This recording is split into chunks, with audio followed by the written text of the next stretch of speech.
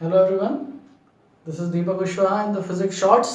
और आपके लिए आज फिर से हाजिर हैं कूलम्स लॉ का सेकंड पार्ट लेकर। I am very much thankful you are viewing the video and then I hope you have learned from the first part, जिसमें हमने सीखा था what is Coulomb's law. Coulomb's law का expression हमने पढ़ लिया था और एक्सप्रेशन ये कहता है कि 2 पॉइंट चार्जेस के बीच में लगने वाला force F is equals to 1 upon 4 pi epsilon naught Q1 Q2 upon R square होता है। That is the value given in Newton। 2 point charges के बीच में लगने वाला फोर्स उन दोनों चार्जेस के मैग्नीट्यूड के प्रोडक्ट के डायरेक्टली प्रोपोर्शनल और उनके बीच की डिस्टेंस के स्क्वायर के इनवर्सली प्रोपोर्शनल होता है। हमने आपको बताया था इसका कुछ पार्ट रिमेनिंग है और आज हम उस पर डिस्कशन करेंगे। और ये है important part, that is the vector form of Coulomb's law. Vector form of Coulomb's law. Vector form में क्या होता है, क्योंकि फोर्स एक वेक्टर क्वांटिटी है, force is a vector quantity. Magnitude आपको यहां से मिल गया था, आपको इसकी डायरेक्शन भी बतानी है कि 2 पॉइंट चार्जेस के बीच में लगने वाला फोर्स उसकी डायरेक्शन क्या होगी। तो आइए बात करते हैं। एक पॉइंट चार्ज Q1 और एक दूसरा point charge Q2, 2 points A और B पर रखे हैं। फर्स्ट पॉइंट चार्ज है Q1 जो यहां पर रखा है और सेकंड पॉइंट चार्ज है Q2 जो इस पोजीशन पर रखा है, पॉइंट A और पॉइंट B पर। This is point A, this is point B। यहाँ पर 2 पॉइंट चार्जेस हमने रखे हैं। अब इनमें डायरेक्शन निकालने के लिए हमें एक रेफरेंस पॉइंट लेना होता है, जिसके रेफरेंस पे आपको उनकी डायरेक्शन बतानी होगी। तो मान लेते हैं कि वो रेफरेंस पॉइंट है O और रेफरेंस पॉइंट से आप उसकी पोजीशन बताएंगे, Q1 चार्ज की पोजीशन। तो पोजीशन को बताने के लिए हमारे पास एक वेक्टर होता है, पोजीशन वेक्टर, जिसको हम R से रिप्रेजेंट करते हैं। तो फर्स्ट चार्ज Q1 की O के रेस्पेक्ट में पोजीशन हो जाएगी R1 वेक्टर, R1 वेक्टर। और सेकंड वाला जो चार्ज है उसकी position with respect to the origin या रेफरेंस पॉइंट, ये मान लीजिए यहां से R2 डिस्टेंस पर है और उसकी डायरेक्शन को बताने वाला वेक्टर हो गया R2 वेक्टर। ठीक है, Q1 चार्ज की पोजीशन को बता रहा है R1 वेक्टर, Q2 चार्ज की पोजीशन को बता रहा है R2 वेक्टर। अब A और B के बीच की डिस्टेंस, क्योंकि हमें ये पता है कि फोर्स के फॉर्मूले में आता है दोनों के बीच की डिस्टेंस का स्क्वायर। तो फोर्स AB डिस्टेंस आपको चाहिए होगी, तो यहां पर कैसे लिखेंगे आप? देखिए, जब भी आपको 2 पॉइंट्स के पोजीशन वेक्टर्स पता हैं, आपको OA वेक्टर पता है, OA वेक्टर की वैल्यू है R1 वेक्टर, आपको OB वेक्टर भी पता है जिसकी वैल्यू है R2 वेक्टर। तो आपको AB वेक्टर अगर निकालना है A से B की तरफ, तो जिस पॉइंट पर फाइनली हम चले जाते हैं उसका पोजीशन वेक्टर माइनस पहले वाले का पोजीशन वेक्टर करना होता है। तो ये हो जाएगा R2 vector minus R1 vector, क्योंकि B बाद में है तो B का पोजीशन वेक्टर R2 है, A पहले है तो A का पोजीशन वेक्टर पहले आ गया, A का बाद में लिखा जाएगा R1 vector. Final minus initial ऐसे करके निकालते हैं हम पोजीशन, या डिस्प्लेसमेंट वेक्टर, ये कहलाता है डिस्प्लेसमेंट वेक्टर, एक पॉइंट से दूसरे पॉइंट तक। अब अगर आपको BA वेक्टर निकालना हो, जो कि B से A की तरफ आ रहा है, B से A की तरफ, तो इनिशियल पॉइंट हो गया B और फाइनल पॉइंट हो जाएगा A। तो जो फाइनल पॉइंट हो जाता है वहां से माइनस करते हैं आप R1 वेक्टर माइनस, और जो इनिशियल था R2 वेक्टर। इस तरह से आपको मिल गया BA वेक्टर, आपके पास आ गया AB वेक्टर। अगर आपको इन दोनों के बीच की डिस्टेंस का स्क्वायर लेना है, मैग्नीट्यूड लेना है, तो उसका मैग्नीट्यूड कैसे लिखते हैं आप? AB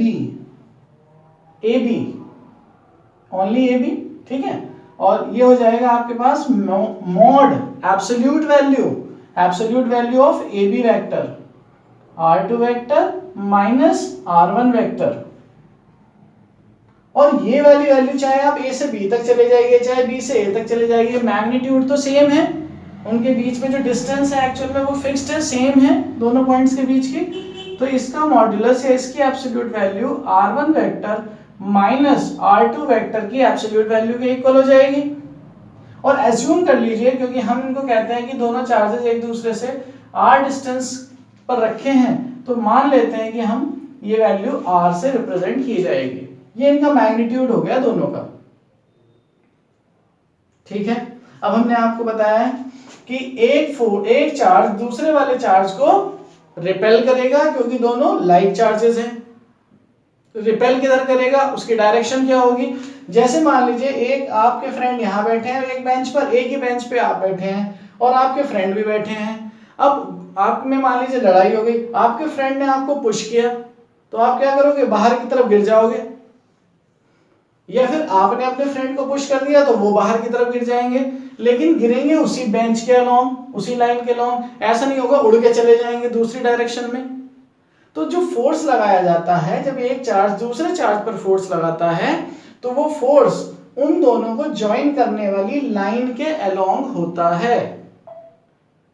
उस फोर्स की डायरेक्शन क्या होती है, उन दोनों को ज्वाइन करने वाली लाइन के अलोंग। तो जब Q1 ने Q2 को पुश किया तो Q2 उधर चला जाएगा, Q2 चला जाएगा दूसरी तरफ, तो इसका मतलब इस पर फोर्स लगा। पहले वाले चार्ज ने दूसरे वाले चार्ज पर फोर्स लगाया।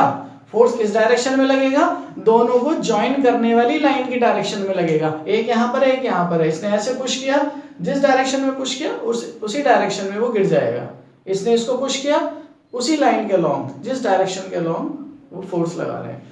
तो दोनों फोर्स की डायरेक्शन क्या होती है, यहीं डायरेक्शन तो हमें यहीं से पता चल गई। अगर हम एनालाइज करेंगे, हमें ऑब्जर्व करना है, तो उसके लिए फोर्स की डायरेक्शन क्या होती है, दोनों चार्जेस को ज्वाइन करने वाली लाइन के अलोंग होती है। अगर लाइक चार्जेस हैं तो रिपेल करते हैं, अनलाइक चार्जेस हैं तो अट्रैक्ट करते हैं, लेकिन जो फोर्स की डायरेक्शन बनेगी उसी लाइन के अलोंग बन जाएगी। तो Q1 ने Q2 को पुश किया, इसलिए हम इसका नाम रख दिया force acting on second due to first, इसका नाम रख दिया F21। और क्योंकि ये वेक्टर हैं, इनकी रेस्पेक्ट करनी होती है, तो इनके सर पर एरो बनाया जाता है वेक्टर्स को रिप्रेजेंट करने के लिए। F21 vector. और डायरेक्शन कैसे पता चली हमें फोर्स की, दोनों को ज्वाइन करने वाली लाइन के अलोंग। तो दोनों को ज्वाइन करने वाली लाइन को रिप्रेजेंट करने वाला पोजीशन वेक्टर या displacement vector, this is R21 vector. इसकी डायरेक्शन इस लाइन के अलोंग है, इसीलिए फोर्स भी उसी लाइन के अलोंग आ रहा है। यहां से आपको डायग्राम से बिल्कुल क्लियर हो जाएगा ये पिक्चर। अब देखिएगा, जो Q2 ने Q1 पर फोर्स लगाया, Q2 ने Q1 को फोर्स लगा के पुश किया कि भागो यहां से। जब लाइक चार्जेस होते हैं तो रिपेल कर देते हैं, भगा देते हैं, अनलाइक होते हैं तो अट्रैक्ट कर लेते हैं। तो Q2 ने Q1 को पुश किया, तो क्या नाम रखा जाएगा इसका, force acting on first due to second. तो जैसे फर्स्ट पहले आ रहा है तो पहले 1 लिखेंगे, ड्यू टू सेकंड तो बाद में 2 लिख देंगे। और क्योंकि ये वेक्टर हैं, इनमें डायरेक्शन भी होती है, इसके लिए आपको एरो भी लगाना पड़ेगा। तो फर्स्ट वाले चार्ज पर सेकंड वाले चार्ज से लगने वाले फोर्स की डायरेक्शन इधर को हो गई, क्योंकि रिपेल कर रहा है, इसको पुश कर रहा है, इधर जाओ आप। और ये डायरेक्शन हमें किससे मिली, ये हमें मिली दोनों को ज्वाइन करने वाली लाइन के अलोंग, जो डिस्प्लेसमेंट वेक्टर है उससे। और इसका नाम क्या होगा, R12 वेक्टर। और ये एक्चुअल में कौन है, R12 वेक्टर या R21 वेक्टर, ये यही तो है, A B वेक्टर और B A वेक्टर, ये इनके नेम्स हैं। आप यहां पे लिख भी सकते हो, A से B की तरफ जो रिप्रेजेंट कर रहा है वो हो गया R21 वेक्टर, और जो B से A की तरफ आ रहा है, B से A की तरफ आ रहा है, B A vector, that is R12 vector. क्योंकि B से स्टार्ट हुआ और A पर आ गए, तो जहां से स्टार्ट हुए वो इनिशियल पॉइंट है, जहां पर पहुंच गए वो फाइनल पॉइंट है, फाइनल माइनस इनिशियल। तो R12 1 माइनस 2 तो R12 लिख दिया, R2 माइनस 1 है तो R21 हो गया। That is the simple nomination notation, इस तरह से नाम रख दिए जाते हैं बहुत इजीली। अब आपको फोर्स का, दोनों फोर्सेस की डायरेक्शन का क्लियरली पता चल गया है। इसने उसको उधर पुश किया, उसने इसको इधर पुश किया। अब हम इनका फॉर्मूला लिख देते हैं। तो फॉर्मूला आपके पास क्या आ रहा है, F12 वेक्टर का पहले लिख लेते हैं। यही वाला फॉर्मूला होता है कूलम्ब्स लॉ का, मैग्नीट्यूड तो इसी से पता चलता है। तो मैग्नीट्यूड के लिए पहले हम मैग्नीट्यूड की बात करेंगे, 1/4 पाई एप्सिलॉन नॉट, जिसकी वैल्यू आपको बताई थी 9 × 10⁹ याद रखेंगे। और दोनों चार्जेस का मैग्नीट्यूड Q1 × Q2 अपॉन उनके बीच की डिस्टेंस का स्क्वायर। अब डिस्टेंस का स्क्वायर, यहाँ पे सिर्फ मैग्नीट्यूड की बात हो रही है, तो आप इसको r² लिख देंगे।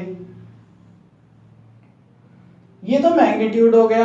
अब हमें वेक्टर फॉर्म बनानी है, तो वेक्टर फॉर्म में आपको डायरेक्शन बतानी है। तो फोर्स का मैग्नीट्यूड इतना हो गया, साथ में डायरेक्शन बताने के लिए एक यूनिट वेक्टर यूज होता है। What is unit vector? Unit vector is that vector whose magnitude is 1। लेकिन क्योंकि वेक्टर है तो उसमें डायरेक्शन होती है, मैग्नीट्यूड उसका 1 होता है। 1 से किसी भी मैग्नीट्यूड को मल्टीप्लाई करेंगे तो मैग्नीट्यूड तो इतना आ जाएगा, और डायरेक्शन बताने के लिए वो यूनिट वेक्टर साथ में लग जाता है।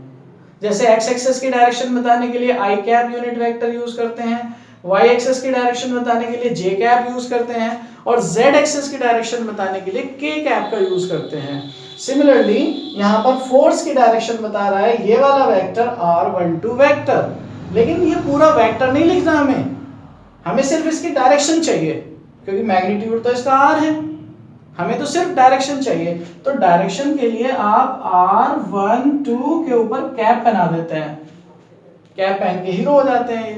तो ये हीरो हो गए, डायरेक्शन बता रहे हैं अकेले, इसीलिए इनको बुलाया गया था कि आइए जरा डायरेक्शन बता दीजिए, हम डायरेक्शन नहीं बता पा रहे। और जब यहाँ पर कैप लगा दिया तो अब ये हो गए वेक्टर फॉर्म, और बस यही आंसर है। That's so simple, r12 cap के साथ आंसर आ गया।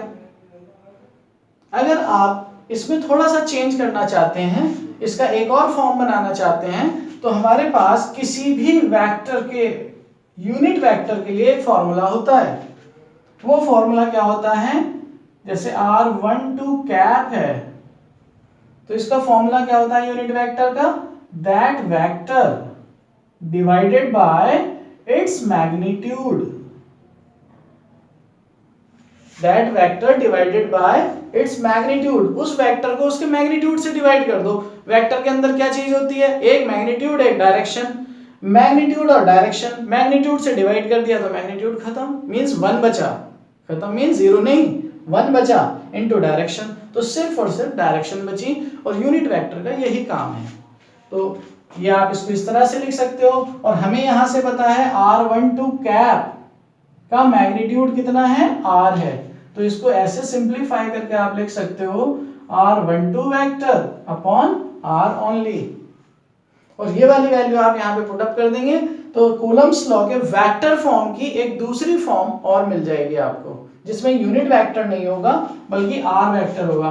तो यहीं से हम ऐसे बना देते हैं एरो लगाकर कि F12 vector equals to 1/4 pi epsilon naught, और साथ में Q1 Q2 upon r square,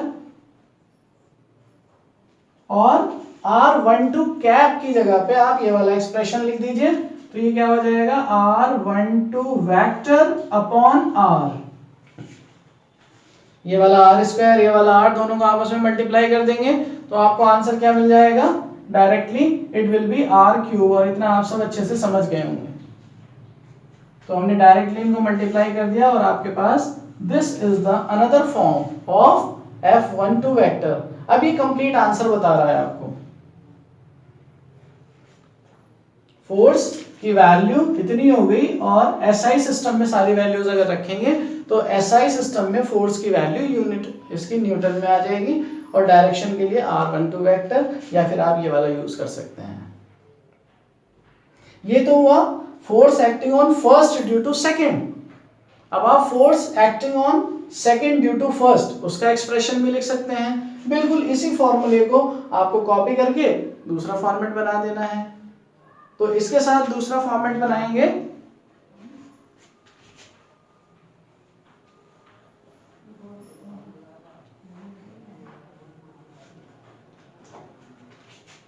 यहां पर आप लिख देंगे F21 वेक्टर, F21 क्योंकि सेकंड पे लगने वाला फर्स्ट की वजह से। बिल्कुल इसको कॉपी कर देंगे आप, 1/4πε0 दोनों चार्जेस का प्रोडक्ट और अपॉन उनके बीच की डिस्टेंस का स्क्वायर। इतना तो मैग्नीट्यूड हो गया। अब फोर्स की डायरेक्शन कौन बता रहा है? फोर्स की डायरेक्शन बता रहा है R21 वेक्टर। लेकिन आप अगर आपने पूरा वेक्टर लिख दिया, अगर आपने लिख दिया R21 वेक्टर, तो यहां गलती हो जाएगी क्योंकि ये वेक्टर नहीं लेना है आपको। वेक्टर में तो मैग्नीट्यूड भी आ जाता है, जबकि फोर्स का मैग्नीट्यूड तो सिर्फ इतना वाला है, इसका मैग्नीट्यूड नहीं चाहिए हमें, लेकिन इसकी डायरेक्शन चाहिए, सिर्फ ओनली डायरेक्शन। तो हम यहाँ पर R वेक्टर नहीं लेंगे, हम यहाँ पर R कैप लेंगे। R कैप क्या बताता है? ओनली डायरेक्शन बताता है। And this is the answer. So easy. और जैसे आपने R12 कैप का ये फॉर्मूला लिखा है, उसी तरह से R21 कैप का भी हो जाएगा। R21 कैप तो आप क्या लिखोगे? R21 वेक्टर डिवाइडेड बाय उसका मैग्नीट्यूड। किसी भी वेक्टर को उसके मैग्नीट्यूड से डिवाइड कर देंगे तो डायरेक्शन बचेगी, और डायरेक्शन वाला वेक्टर आपके पास आ गया है। और हम इसको लिखते हैं R21 vector upon R only.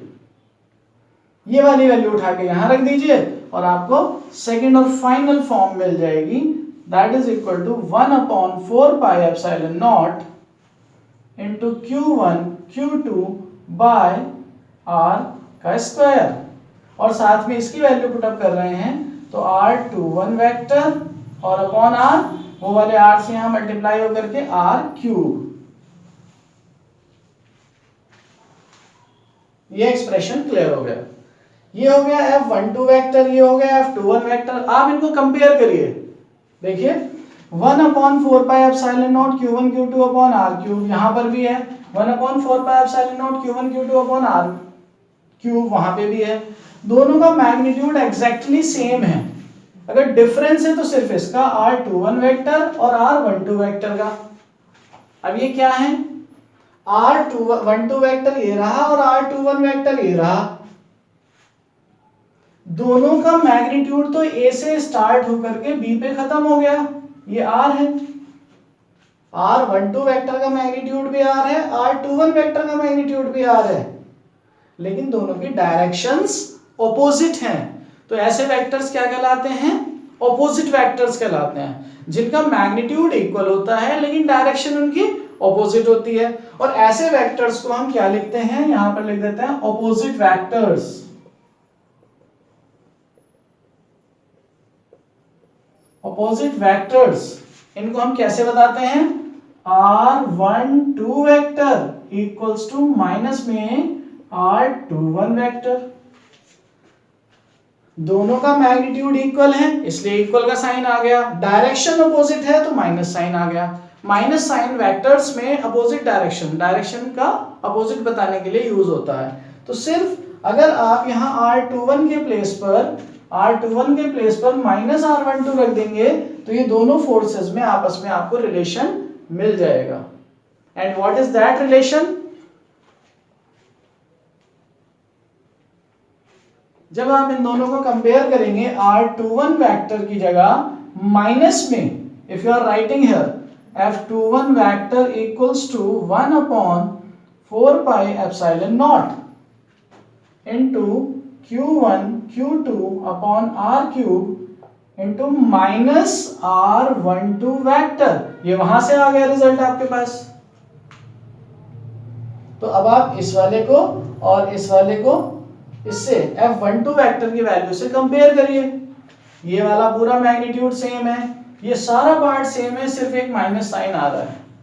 इस बात से हमें क्या पता चलता है कि F21 vector equals to minus F12 vector होता है। इसका मीनिंग क्या हुआ? ये बहुत इंपॉर्टेंट रिजल्ट है कि फर्स्ट वाले चार्ज ने दूसरे वाले चार्ज पर जितना फोर्स लगाया, दूसरे वाले ने फर्स्ट वाले पर उतना ही फोर्स लगाया है, लेकिन ऑपोजिट डायरेक्शन में। फर्स्ट वाले ने दूसरे वाले पर जितना फोर्स लगाया, दूसरे ने फर्स्ट वाले पर भी उतना ही फोर्स लगाया है। ठीक है, तो इसका मीनिंग ये हुआ कि एक चार्ज ने दूसरे चार्ज पर किया एक्शन, उधर को मारा, दूसरे वाले ने उसको किया रिएक्शन, अपोजिट डायरेक्शन में मारा। तो इट मींस दैट इन दोनों फोर्सेस को आप एक्शन रिएक्शन फोर्सेस कह सकते हैं। These two are action reaction forces. Action reaction forces का एक सिंपल पहचान होती है कि दोनों फोर्सेस अपोजिट बॉडीज पर लगते हैं और इक्वल होते हैं मैग्नीट्यूड में अपोजिट डायरेक्शन में।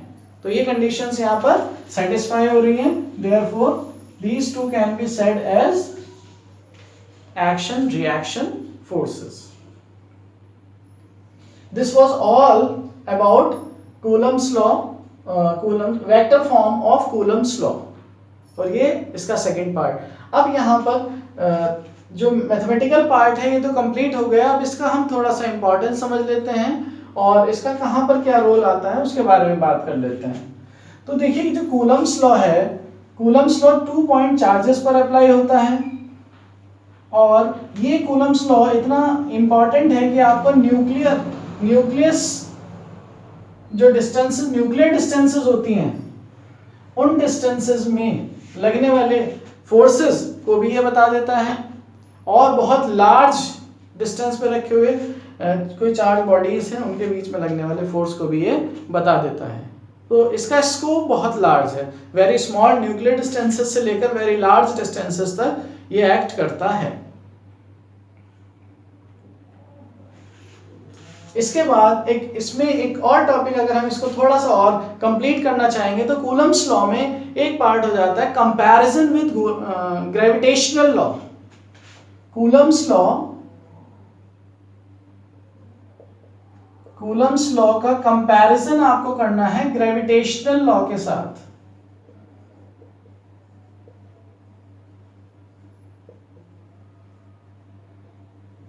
आप जानते हैं कूलम्स लॉ कंपैरिजन में आपको सिमिलैरिटीज डिससिमिलैरिटीज दोनों को काउंट करना होगा। ऐसा नहीं है कि आपको सिर्फ डिससिमिलैरिटीज या फिर डिफरेंसेस लेने हैं। Differences we are not talking about, we are talking about the comparison. Comparison में आपको whatever are the properties, you just have to compare them. तो फर्स्ट में तो आप देख लीजिए कि F का फॉर्मूला क्या है, 1/4 pi epsilon not Q1 Q2 upon R square. और इसमें देख लीजिए ग्रेविटेशनल लॉ जो लगता है वो मासिव बॉडीज पर लगता है, जो ग्रेविटेशनल फोर्स होता है वो G, कैपिटल G आता है इसमें, और M1 M2 upon R square हो जाता है। Electrostatic force, gravitational force. Point charges, ये किस पर अप्लाई होता है, पॉइंट चार्जेस पर, और ये किस पर अप्लाई होता है, पॉइंट मासेस पर अप्लाई होता है, पॉइंट मासेस।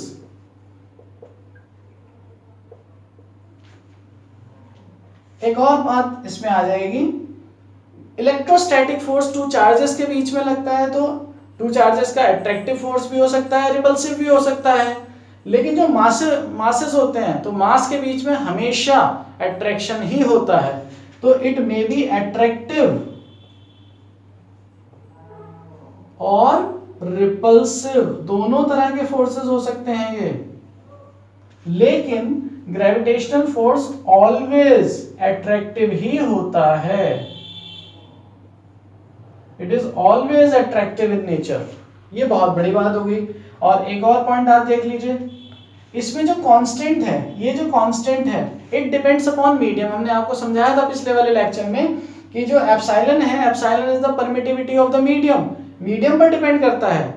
ग्लास में, वाटर में रखेंगे, अल्कोहल में रखेंगे, हनी में रखेंगे, एयर में रखेंगे, किसी दूसरी गैस में रखेंगे, तो चार्जेस के बीच में लगने वाला फोर्स बदल जाता है। लेकिन टू मासेस को आप सेम डिस्टेंस पे किसी भी मीडियम में रखिए, इट डजंट अफेक्ट। तो ये एक बड़ा डिफरेंस है, depends upon the Coulombian force depends upon the medium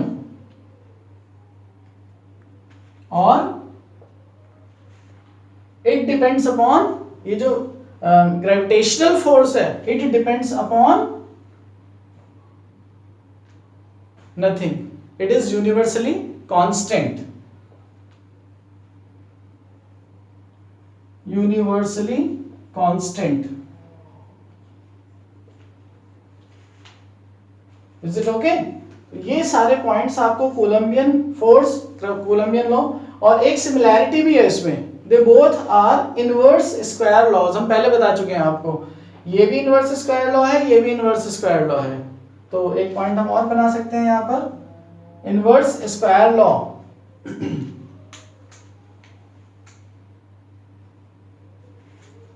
this is inverse square law, this is also inverse square law. Fine, तो इतना जो है आपको कोलंबियन फोर्स और कूलम्स लॉ के बारे में ये सारा डिस्कशन था। फर्स्ट सेशन और सेकंड सेशन को मिलाकर के टॉपिक कंप्लीट हो जाता है। जो भी इससे रिलेटेड क्वेरीज हैं, you are always feel free to ask, and if there is any doubt, then also you can write in the comment box. We will try to solve your queries, and if you like it, please do reply and do comment that if you are liking the videos, then we may get motivated to work over it, and if you want some more topics like this, then we will be having more sessions. तो physics का नया shot लेकर के एक important topic के साथ आपके सामने फिर से हाजिर होंगे। तब तक पढ़ते रहिए, घर पर रहिए, सेफ रहिए। Thank you very much, good luck.